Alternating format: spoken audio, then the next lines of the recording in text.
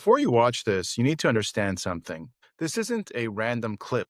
This is Melanie Phillips, someone who has been warning about this for decades, long before 9/11, long before it became a global conversation. She says she saw this coming, and almost no one listened. And now she's arguing that the West still refuses to even have an honest conversation about Islam. Not because people don't know, but because they're afraid to say it out loud. So the real question is Melanie Phillips exposing something real or crossing a line most people won't go near? Watch this in its entirety and then tell me in the comments, is she right or is she going too far? I encounter people all the time. They go, "Why isn't anyone talking about this? Why aren't we Yeah, allowed to talk about this?" yeah. What are your thoughts on that? Why is this such a hot button topic that it's just radioactive? Nobody is Yeah. talking about it. Well, the first and perhaps the most important thing is sheer unadulterated fear. And this goes back, I remember when the novelist Salman Rushdie, you may recall, he had a fatwa pronounced upon him by the previous Ayatollah in Iran, Khomeini, a fatwa of death. And I was absolutely appalled to see that in the streets of Britain there were marches against Rushdie in which they burned his book. To say this chilled my blood with the historical echoes of burning of books is an understatement. And nobody, as I recall, was arrested. Nobody was jailed. And some of the most establishment people, I'm not talking about the left, I'm talking about conservative establishment types. They said it's Rushdie's fault. He should not have done that. He was needlessly provocative. And at that moment, the past was sold. At that moment, because regardless of what you thought about what Rushdie had done or his motives or his book, irrelevant. This was Britain. This was the West. You do not burn somebody's book. And if somebody is threatened with being murdered, you protect them and you come down like a ton of bricks on anyone who is supporting it. And the opposite happened. At that point, I thought, that's it. It's been sold. The past has been sold.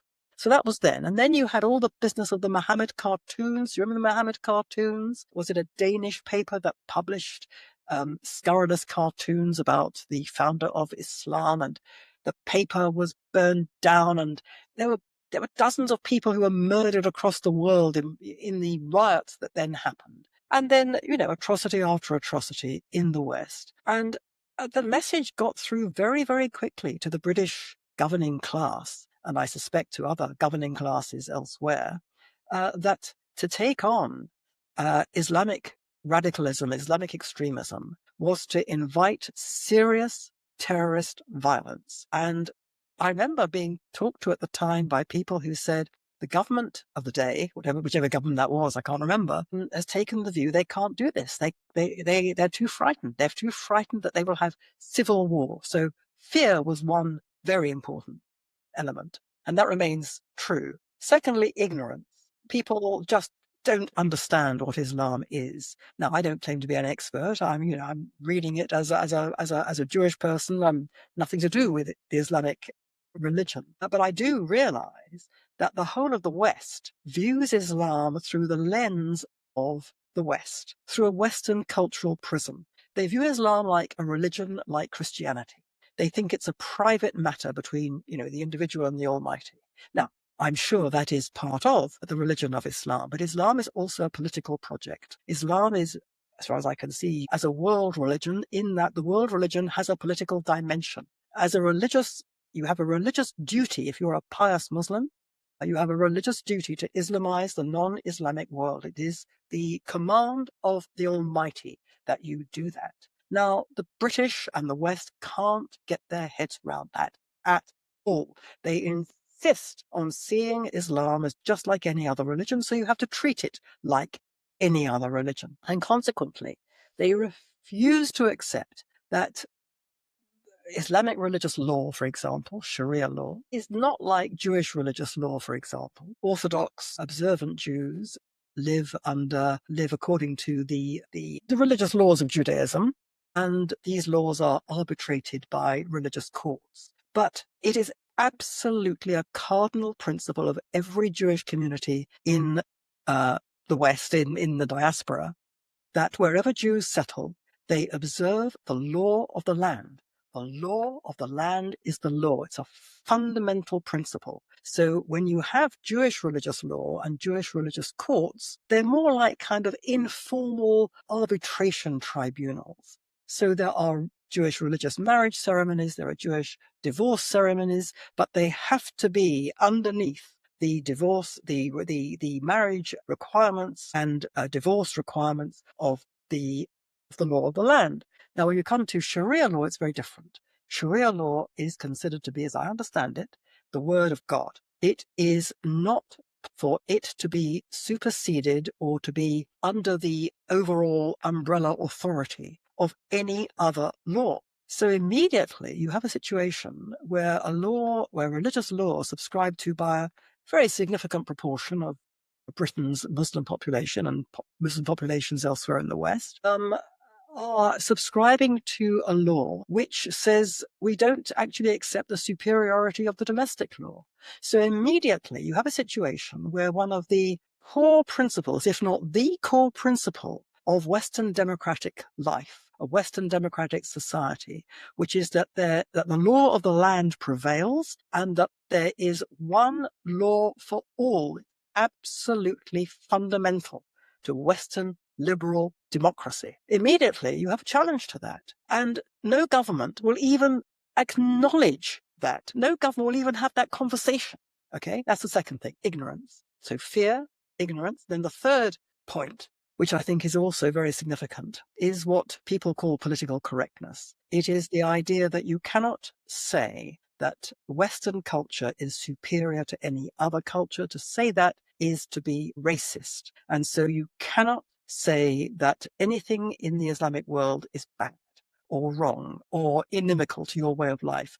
That is racism, that is Islamophobia, that is bigotry, that is prejudice. And this has been enforced, as I'm sure you're well aware, along with a whole variety of other forbidden ways of thinking about protected groups of various kind, sexual, racial, ethnic, and so on. You can't say these things at all. So that debate is completely shut down. So you can't even have the discussion. So those three things have certainly paralyzed Britain. And I suspect something a bit similar has been happening in Canada, and it's increasing even in America, which is a different society again. I first became aware of all these things in the early 1980s. We didn't think about Islamists or Islam at all. It wasn't an issue in Britain. It didn't really become an issue nationally at all until 9/11, actually. But it was building during from the late 80s through the 90s, and I was dimly aware of it, and I did write a few things about it. Looking back now, it was rather naive what I was writing, in the sense that I didn't understand really what was going on, but I did understand quite a lot. I understood that there was what I called at the time a fifth column that was building in Britain, and that the establishment, the government, and all the pillars of the establishment weren't taking seriously at all. And I thought there was a serious problem building. But there were just a tiny handful of us saying that. I mean, it was like 2 or 3 people in public life, and that was it. It wasn't an issue. But after 9/11, I got very, very concerned because I could see that in America and in Britain, there was a complete denial of the theological Islamic roots of what was called, I'm not sure we called it Islamism then, but Islamic terrorism. Islamic terrorism was just terrorism. It was extremism. And when you asked senior members of the British political elite and political establishment, well, was it rooted in Islam? I remember one very, very well-connected person was kind of at the kind of intersection of the intelligence world, the higher civil service, and the political world. He said, you can't possibly say this is to do with Islam or the Islamic world. To say that would be to damn every Muslim in Britain. And I said to him, it's a complete non sequitur. I mean, you can perfectly well say, and which is perfectly true, there are many, many Muslims in Britain who are fine, who have come to Britain because they sign up to all British values. They want to live as British people, British citizens, and they're no problem to anybody. But it's nevertheless the case that a very, very significant part of that community does not think like that, does want to Islamize Britain, and are proceeding on the basis of theological Islamic texts, which they quote authoritatively and correctly. That's an interpretation. Other Muslims have a different interpretation. But if you deny that this thing is rooted in a genuine and authentic religious sense, even though it's a minority, it's a very large minority, and it wasn't as large then as it is now, then you're not going to get to grips with this at all. No, this is prejudice, this is bigotry. And that was then. And so I wrote a book, which was, you kindly mentioned it, Londonistan, which was published in 2006, which was about the way in which the British establishment, cultural and political establishment, was genuflecting to the forces that were determined to Islamize Britain and the West. And people didn't believe it. I was called names, you can imagine. I mean, this was 2006. And, here we are, 2026, and, 20 years of terrible damage have now been done. And the problem that I identified then is now exponentially bigger, not just for Britain, but increasingly for North America and for Canada and for Australia and for the West in general. And, it's now, and even now, with so many millions of people in Britain, I don't know about Canada, but in Britain, there are millions of people now who understand what's happening and what's been happening and are beyond furious and are in a dangerously combustible frame of mind.